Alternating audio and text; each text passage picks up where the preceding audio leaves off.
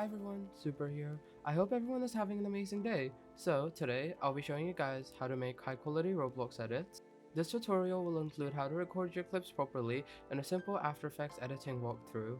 Also, you do not require any external After Effects plugins to follow this video, so let's get straight into it. Okay, so first, you need to join the game in which you want to record in. I'll be using Tanel and join my private server, so let's wait.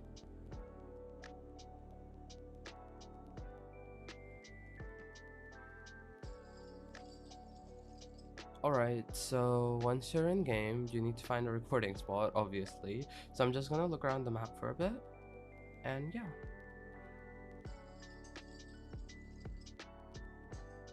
So I'm probably gonna record on the other side of the map.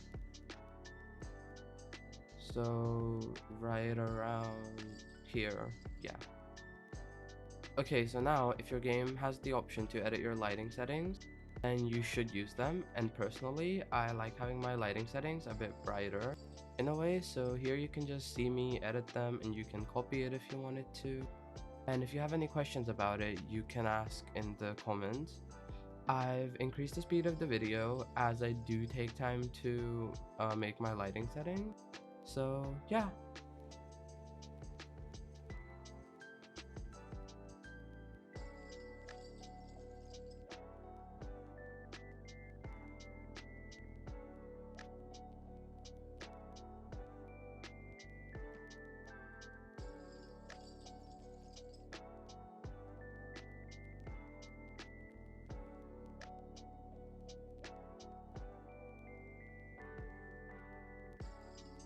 Okay, so once you're done with your lighting settings, look for the emote you want.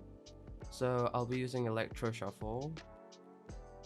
Okay, and then now we need to adjust our camera, and this is a mistake many people do.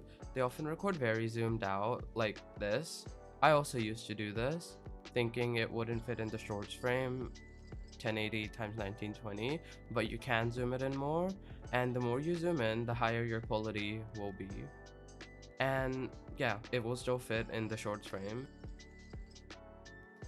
Okay, so now this much should be fine. This is how much I usually zoom in.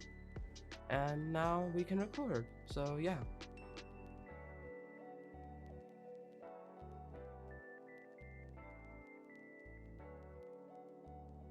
Alright, so once you're done recording, you need to open After Effects and import the audio.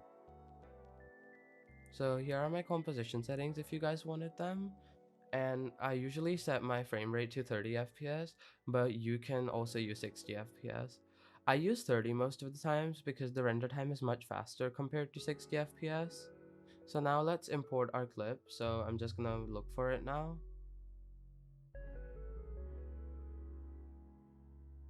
Alright, so now let's drag it to our composition. And the first thing we need to do is move the clip until we find the part of dance we want to set it to.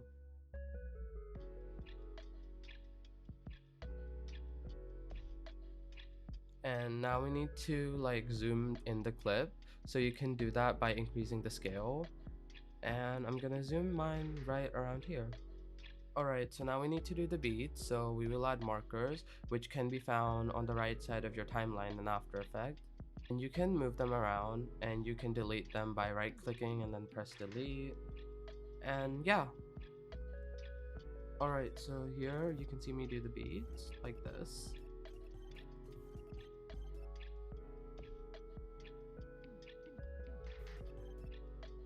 Okay, now, so the blue thing I'm moving is called as the render area, which is used to adjust how much you want to render.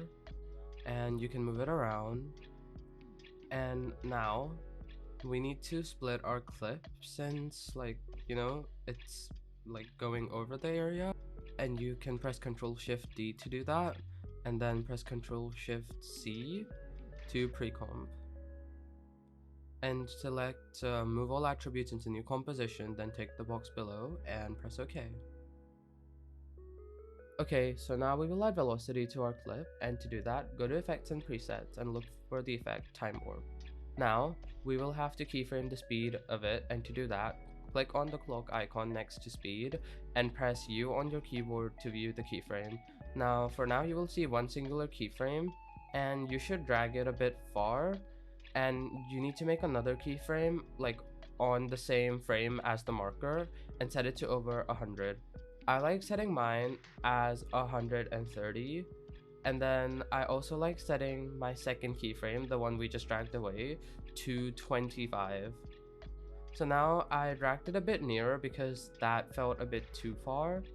So we also have to copy paste the second keyframe, Control C to copy, and then paste it a few frames before the middle keyframe. And then you copy the entire thing by pressing Control C and then Control V to paste, and align the middle keyframe with the beat. So yeah, you can see me aligning all the beats with the marker, and the middle one is on the same frame as the marker. And look, now we have a velocity.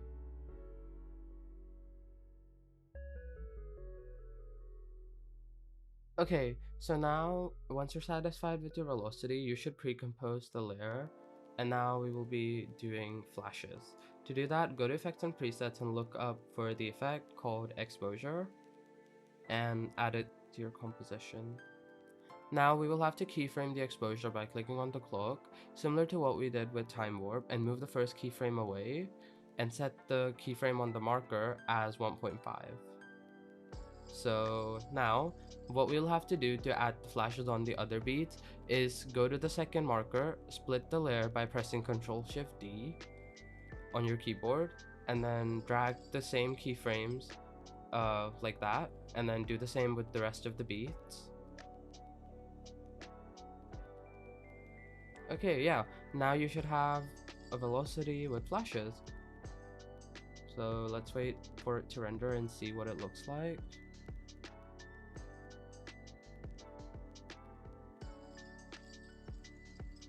Okay, so once you're done with all your flashes, you need to select all the split layers, right click, press pre-compose, do the same settings as earlier, and press OK.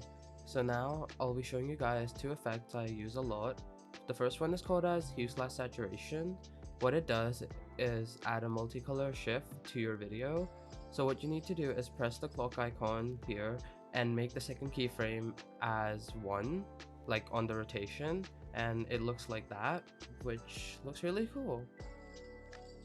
Okay, so now I'll be showing you guys another effect I use a lot, and it's called as invert. And to use it, you need to split your layer on the beat you want it to be, and split again on the next beat, like before the next beat occurs, and then you need to add the effect. So add invert.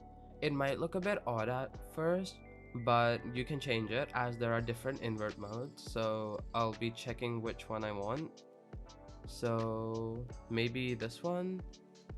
I'll probably be using lightness because like it looks better. And an extra add-on thing I do is I add an effect called change to color, and I can like control the color of the invert, and you can make it any color you want, like this. So I'm gonna keep mine as blue, and yeah, this is how it looks. Now, after you're done adding the effect, you should pre-compose the split layers again. And now we will be doing our quality settings. So first I like to add an effect called sharpen, and you can just copy my settings. And then we are gonna add another effect called as unsharp mask. So just follow what I do.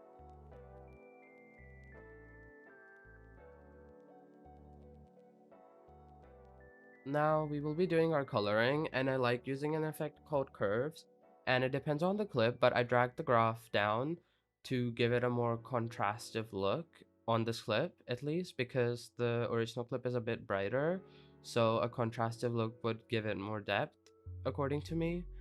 And also you can add motion blur. It's like the 3 circles, but if you can't see it, there's a button at the bottom left that says toggle switches/modes, and you should press that, then you'll find the motion blur option. Now we'll add another effect called HDR compression to enhance our coloring, so you can just see what I do. And yeah, I think the coloring looks pretty good, and our overall quality, so you can see how it looks like here. So yeah, pretty much it's time to render now.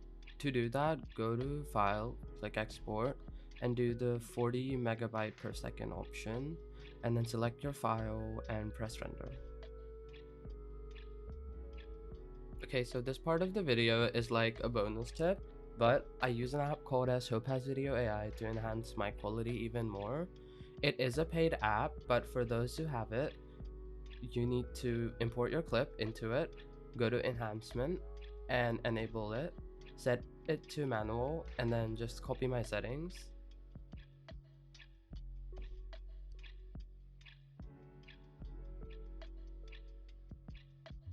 Okay, so after you've done those settings, scroll down and set the thing to high and press export. Okay, so that's it for today's video. I hope it was helpful, and if you guys have any questions, you can ask down in the comments and let me know if you guys want more tutorials. So yeah, I'll see you guys later. Bye!